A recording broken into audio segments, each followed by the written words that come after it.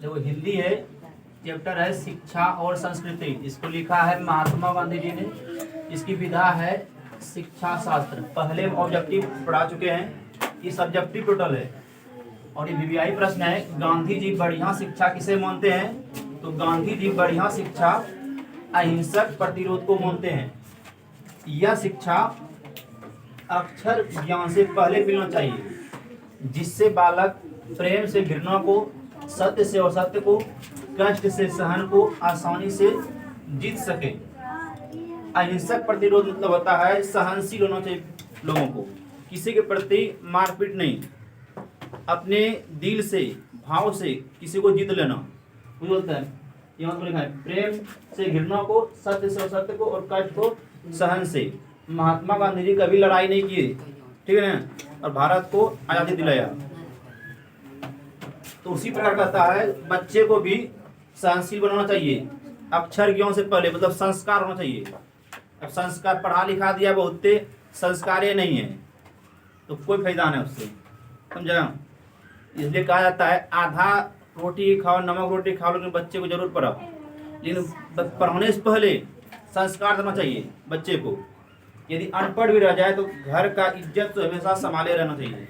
बड़े का इज्जत कैसे बोलेंगे, किसी से झगड़ा नहीं, यदि किसी से झगड़ा कर रहा है आपका बच्चा तो समझ लो आपसे भी कर सकता है। कभी दिखता है गाँव देहात में किसी झगड़ा कर रहा है, दूसरे मार करने भिड़ जाता है, माँ बाप देखते रहता है कि भला मार कर बच्चे में, तो उसको नहीं फायदा, नुकसान तो बच्चे को हो रहा है जिंदगी का उसका, समझा ना। किसी को गाली दे रहा तुरंत उसको मना करना चाहिए।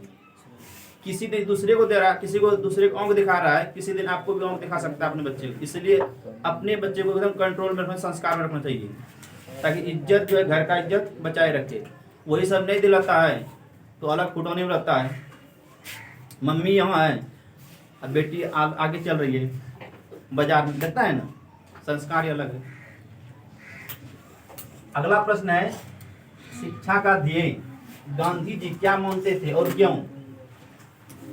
शिक्षा का ध्येय गांधी जी क्या मानते थे और क्यों, मतलब किसको जो है अच्छा शिक्षा मानते थे और किसके निर्माण को? तो शिक्षा का ध्येय गांधी जी चरित्र निर्माण को मानते थे, वही संस्कार को, अनुशासन को मानते थे।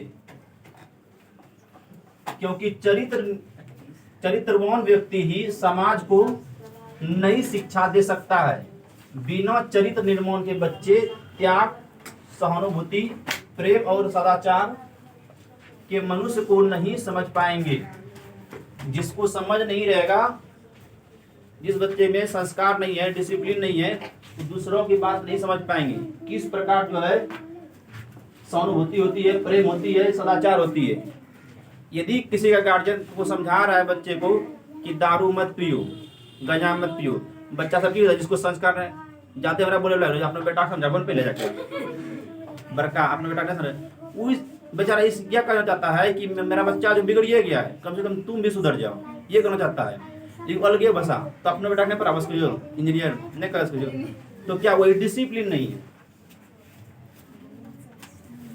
जब व्यक्ति इसका मूल्य समझ जाएगा तभी सामाजिक संगठन का दायित्व उसके हाथों में आ जाएगा। जब व्यक्ति जो है सभी व्यक्ति समझ जाएंगे ये सत्य बात है, सही रास्ता पर चलना चाहिए, तो समाज जो एक नई दिशा चल आएगा, नई दिशा बनेगा। ठीक है।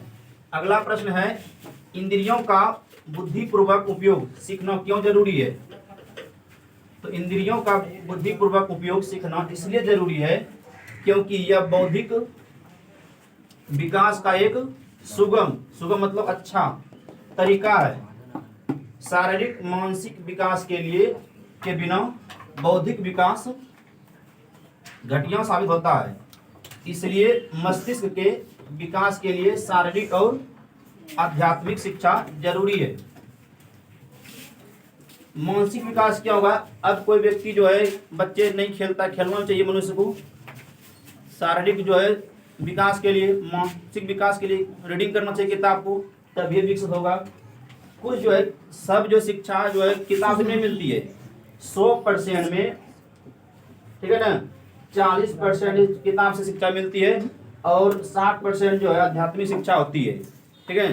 कहा जाता है ना सब ज्ञान जो है किताबों से नहीं मिलती है, कुछ ज्ञान जो है खाली जो और खाली पेट भी करवा देता है। जब व्यक्ति को खाली जब रहता है ना, आज मजबूरी होता है पैसा के लिए, तो उस समय याद दिलाया जाता है शिक्षा क्या जरूरी है, क्या पैसा क्या जरूरी है।